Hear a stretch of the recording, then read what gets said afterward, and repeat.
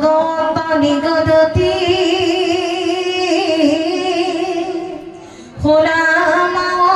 দেৱহূতি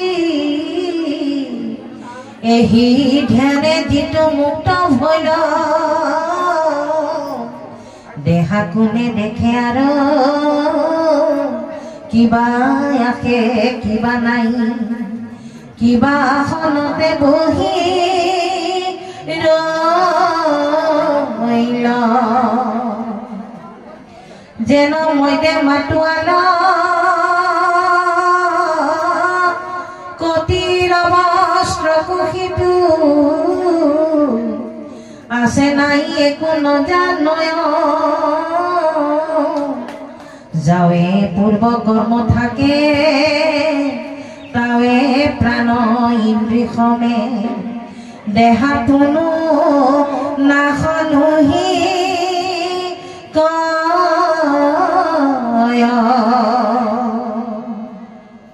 পাছে কৰ্ম নাশ হলে ভৌতিক শৰীৰ পৰে তেৱে যোগী ভ্ৰমত মিলয় এৰাই সংসাৰ দুখ লভে ব্ৰহ্মানন্দ সুখ যেন জলে জলপ্ৰবে হয় কৃষ্ণ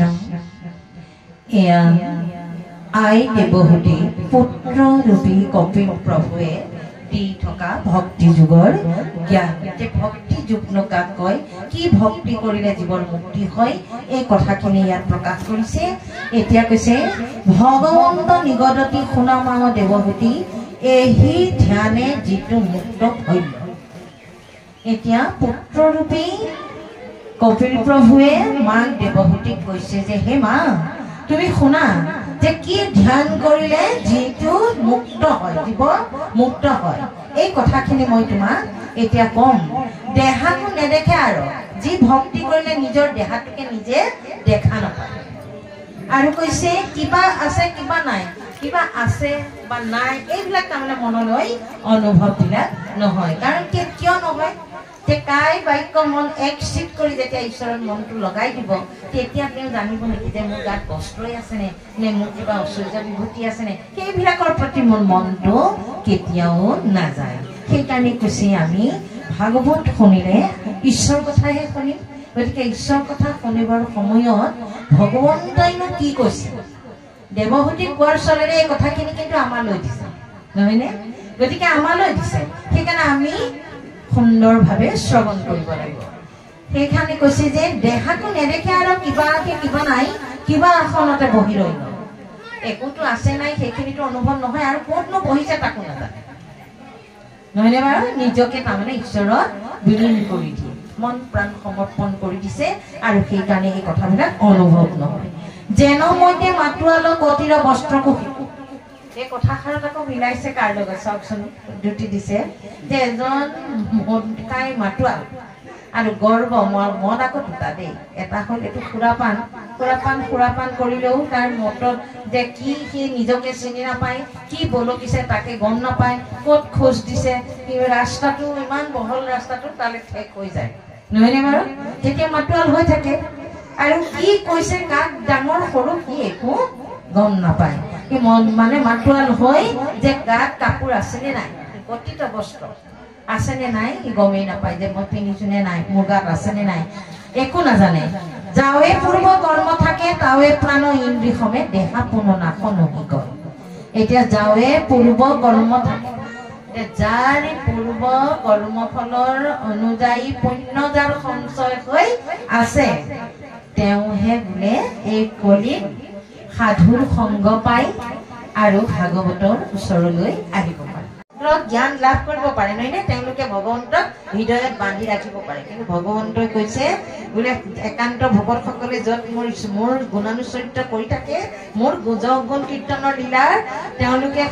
শ্ৰৱণ আৰু কীৰ্তন কৰি থাকে মই কিন্তু যোগীৰ হৃদয়তো নাথাকো বুলি কৈছে কিন্তু এতিয়া আমাক কৈছে যে সেই যেনেকৈ এৰায়া সংসাৰতো তেওঁ যদি কেনেবাকৈ সাধুখন পালে ঈশ্বৰৰ মুখী হ'ল তেতিয়াহ'লে এই সংসাৰৰ দুখৰ হাত সাৰি কি কৈছে লভে ব্ৰহ্মানন্দ সুখ এই ভগৱন্তৰ ভকতৰ মাজত থাকি যিটো আমাৰ অলপ আগতে এজন বাপে কৈ আছে ভিতৰত আৰু এতিয়াও আই এগৰাকী কৈ আছিলে যে বোলে হেৰি আপুনি এইকণ সময় খুব সুন্দৰকৈ শুনিবচোন যে আপোনাৰ বোলে এইকণৰ নিচিনা বোলে আৰু মানে আনন্দ লভিব পৰা একো নাই এইটো হ'ল অমৃত বোলে অমৃত পাণ্ডেম কেয়াৰ টনিক বুলি কৈছে যে টনিক খোৱাৰ দৰে আমাৰ নিজকে মানে ভাল লাগে গতিকে কৈছে এনেকুৱা সেইকাৰণে কৈছে যে সংসাৰৰ দুখবিলাক চব নাইকিয়া হৈ ব্ৰহ্মানন্দ সুখ লাভ কৰে যেনেকৈ জলে জল প্ৰৱেশ হয় এতিয়া যে নদীৰ পানী বৈ আছে মানে আজি বৰষুণ দিছে সেই পানীখিনি কলি যাব বৈ গৈতো সেই পানীতেই পানী নাইকিয়া হৈ নাযাব জানো ঠিক তেনেকৈ আমিও যিজন ঈশ্বৰৰ পৰা জন্ম লৈছোঁ তেওঁৰ পৰা আহিছোঁ অংশ অৱতাৰ আমি ক্ষুদ্ৰমান হ'লেও তেওঁ আহিছোঁ য'ৰ পৰা আহিছোঁ তলেই যাম আৰু তেওঁতে আমি মিলি যাম কাৰণ তেওঁ যি উদ্দেশ্যে আমাক ইয়ালৈ পঠাইছে সেই উদ্দেশ্যে যদি আমি তেওঁৰ কৰ্মখিনি কৰি সংসাৰতে থাকি মন প্ৰাণ যদি সহৰ নিশে তেওঁৰ চৰণত লগাই আছোঁ তেতিয়াহ'লে আমি য'ৰ পৰা আহিছোঁ তলৈকে যাম সেইকাৰণে কৈছে চাৰি জাতিৰ নিয়ন্তা মাধৱ প্ৰতি চাৰিটা জাতি উৰণ বুৰণ গজন ভ্ৰমণ কিন্তু তাৰ ভিতৰত ভ্ৰমণত চাৰি জাতি ভ্ৰমণত চাৰিটা জাতিৰ ভিতৰত পৰিছে মনুষ্য জাতিটো কাৰণ ভ্ৰমণত পশু সকলো পৰিছে কিন্তু তাৰ ভিতৰতে এটা শ্ৰেণী মনুষ্য আৰু মনুষ্যকে ভগৱন্তই কৈছে মোৰ নিজৰ শৰীৰৰ পৰা জন্ম দিছে মুখৰ পৰা ব্ৰাহ্মণক দিছে বাহুৰ পৰা ক্ষত্ৰিয় উৰুৰ পৰা বৈশ্য আৰু চৰণৰ পৰা শূদ্ৰ এই চাৰি জাতিক মই এনেকুৱাকৈ জন্ম দিছো কিয় যে এই চাৰি জাতি মনুষ্য জাতি আৰু মনুষ্য জাতিয়েহে মোক ভক্তি কৰিব জানে আৰু এই মনুষ্য জাতিয়েহে ভাল বেয়া বিচাৰ কৰিব পাৰে শ্ৰেষ্ঠ মনুষ্য জন্ম সেইকাৰণে কৈছে যে এই চাৰি জাতিয়ে মোৰে ময়েই যে তেওঁলোকক জন্ম দিছো এই কথাষাৰ চাৰিটা জাতিৰ মনুষ্যসকলে জানে কিন্তু জানি বুজিও যদি কোনোবাই অন্য পথেদি গমন কৰি আছে মোক পাব বিচাৰিছে আন কাৰ্য কৰি তেতিয়াহ'লে সেইসকলে বোলে কি হয় জানানে এই কথাষাৰতে মাধৱ পুৰুষে ঘোষাত লিখিছে চাৰিও জাতিৰ নিজ পিতৃ কৃষ্ণ জানিও যিটো ন ভজে এই পাপহন্তে ধৰ্মভ্ৰষ্ট হোৱা ঘূৰ নৰকত পৰে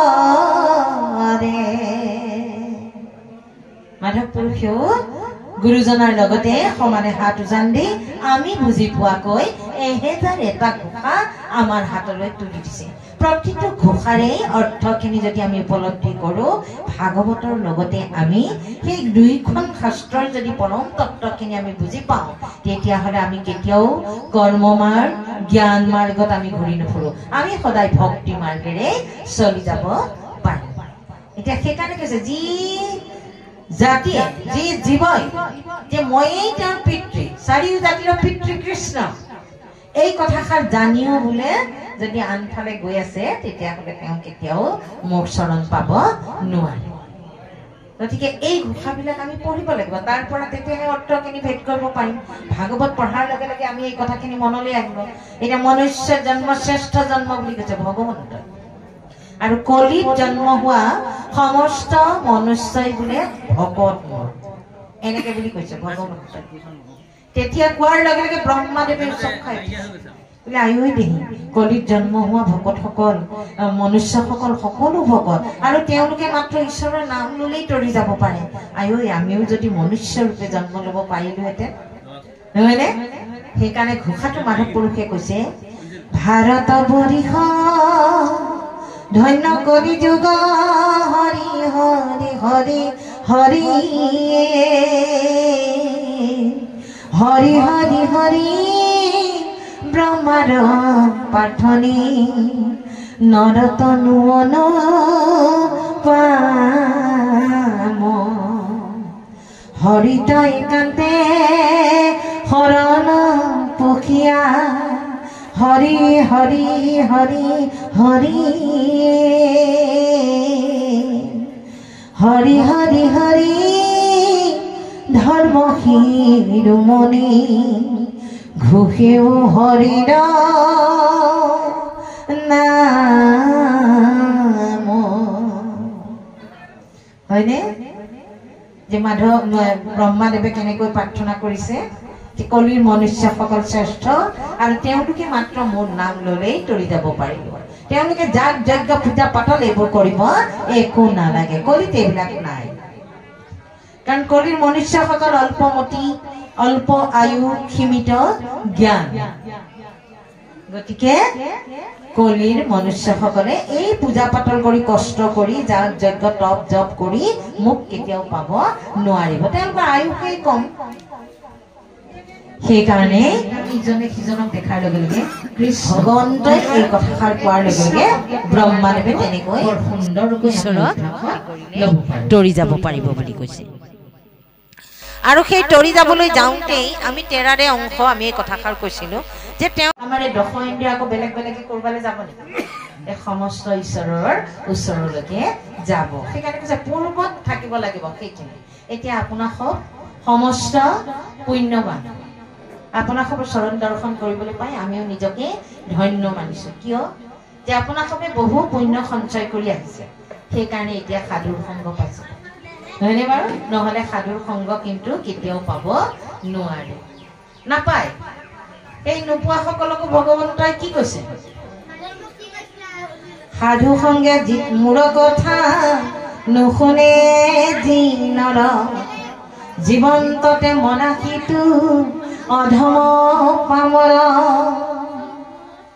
সাধুৰ সংগত যেতিয়ালৈকে আহি ঈশ্বৰ কথা নুশুনে সি যি আছে এই মায়াময় সংসাৰখনত এজন বিখ্যাত গাঁওখনৰ ভিতৰত ধনী লোক ঐশ্বৰ্য বিভূতি ভৰ্তি ভৰপূৰ এখন গৃহ ল'ৰা ছোৱালী পঢ়াই শুনাই উচ্চ শিক্ষিত ঘৰ কিন্তু তেওঁ যদি সাধুৰ সংগলৈ কেতিয়াও যোৱা নাই তেওঁ যদি ঈশ্বৰক চিনি পোৱা নাই তেওঁ যদি ভাগৱত চিনি পোৱা নাই ভাগৱতত যি ঈশ্বৰৰ লীলা আছে সেইখিনি যে শ্ৰৱণ কৰিলে একান্ত ভকতসকলে সেইখিনি শ্ৰৱণ আৰু কীৰ্তন কৰে কিন্তু তেওঁ যদি ইমানবিলাক থাকি পেলাই তেওঁ কেতিয়াও সাধুৰ সংগলৈ অহাই নাই তেতিয়াহ'লে তেওঁ বিষয়ত চলি থকা জীৱ তেওঁ যি আছে কিন্তু ঈশ্বৰৰ কথা মতে তেওঁ মৰা বুলি কৈছে জীৱন্ততে মৰা যি আছে কিন্তু মৰা মানুহৰ দৰে জীয়া মানুহ হ'লে সদায় ঈশ্বৰ চিনি পাব সাধুসং চিনি পাব নহয়নে বাৰু ভাগৱতে কিন্তু তেনেকৈ কৈছে পাছে কৰ্ম নাশ হৈলে ভৌতিক শৰীৰ পৰে তেবে যোগী প্ৰমত মিলয় এৰাই সংসাৰ দুখ লভে ব্ৰহ্মানন্দ সুখ যেন জনে জন প্ৰৱেশ এতিয়া কৈছে এৰাই সংসাৰ দুখ পাছে কৰ্ম নাশ হৈলে ভৌতিক শৰীৰ পৰে তেবে যোগী ব্ৰহ্মত মিলয় এই যেতিয়াই বোলে মানে কৰ্ম ফল এই নাশ হয় তেতিয়া কৈছে এই ভৌতিক শৰীৰটো কি কৈছে এই শৰীৰটো যে তেওঁৰ নিজৰ শৰীৰ এইটো তেওঁৰ মনলৈ কেতিয়াও নাহে যদি ঈশ্বৰত আশ্ৰয় গ্ৰহণ কৰি ঈশ্বৰক চিনি পাইছে সাধুখন চিনি পাইছে তেতিয়া কি কৈছে যোগীয়ে যেনেকৈ নিজকে ব্ৰহ্ম